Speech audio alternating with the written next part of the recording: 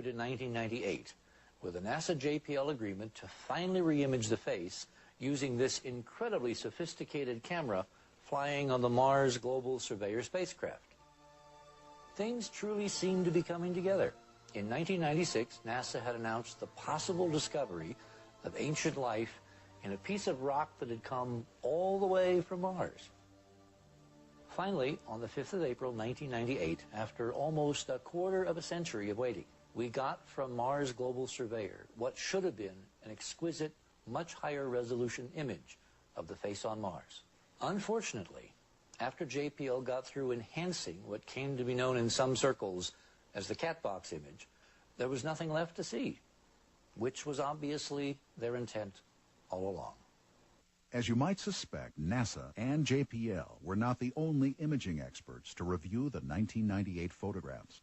The image that JPL released to the media in 1998 is not at all a faithful representation of even the raw data, let alone what is actually there.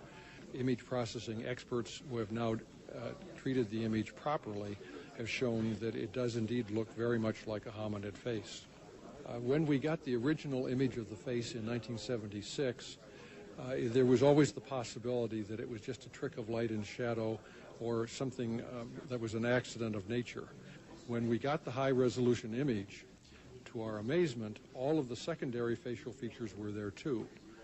Eyebrow, irises, nostrils, and lips with the correct size, shape, location, and orientation to be portrayals of a humanoid face. The odds against each of those things happening by accident range from 1 in 10 to 1 in 10,000. When you put them all together, the odds against all of them being accidents of nature are 100 billion to 1. Based on the results of the test, the object is artificial beyond a reasonable doubt. The Mars Global Surveyor went into orbit in late 1997, and since has been sending back literally tens of thousands of exquisite pictures of all of Mars. But Malin Scientific and Dr. Malin himself, who have the chief contract for the camera, have actually only been releasing these pictures in dribs and drabs, spaced out over several months and even years. Until Arizona Senator John McCain let NASA know in no uncertain terms that there would be a day of reckoning if in fact it were proven that the agency had deliberately withheld vital information either from the Congress or from the American taxpayer. Suddenly, without warning, JPL released 9 new Cydonia images, some as much as 2 years old. Eventually, 60,000 new images of Mars were dramatically released, and on those, some breathtaking discoveries have now begun to quietly unfold. For instance, perched on a mile-high cliff in the Martian equivalent of the Grand Canyon, Valles Marineris, there is something which gives the impression of being the equivalent of a Martian flying saucer. As you can see, this is a distinct oval. In fact, it's a convex oval with the sun coming from this direction, the shadowed side here, a fluted rim hanging several hundred feet over this very steep vertical cliff a mile above the valley floor. If you look at the image on the right, you can actually see that in addition to it being oval, it has a pointed front. And on the front, there are windows. In the back, with very interesting symmetry configuration, there appear to be the engines.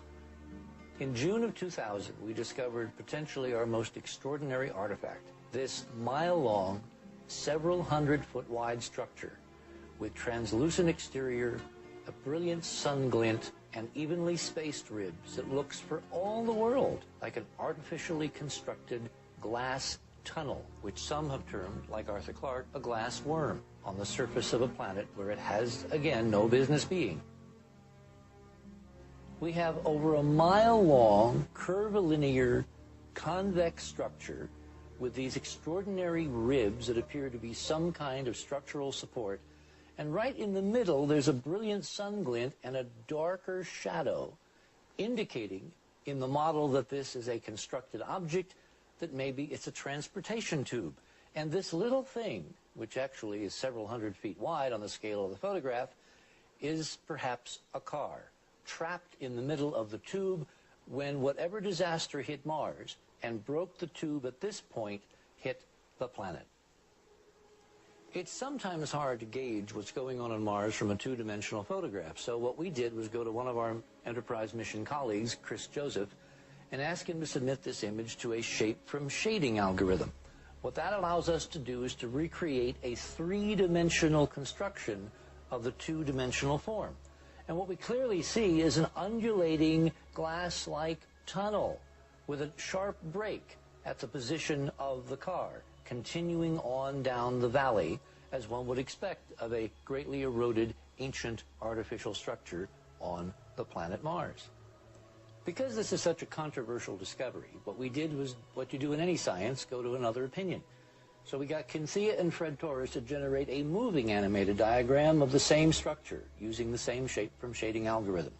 And what you see here is a pan around this little valley and then the tube.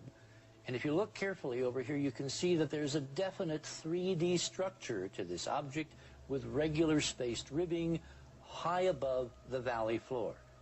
Whatever these are, they are not sand dunes. They appear to be structural components of a tube.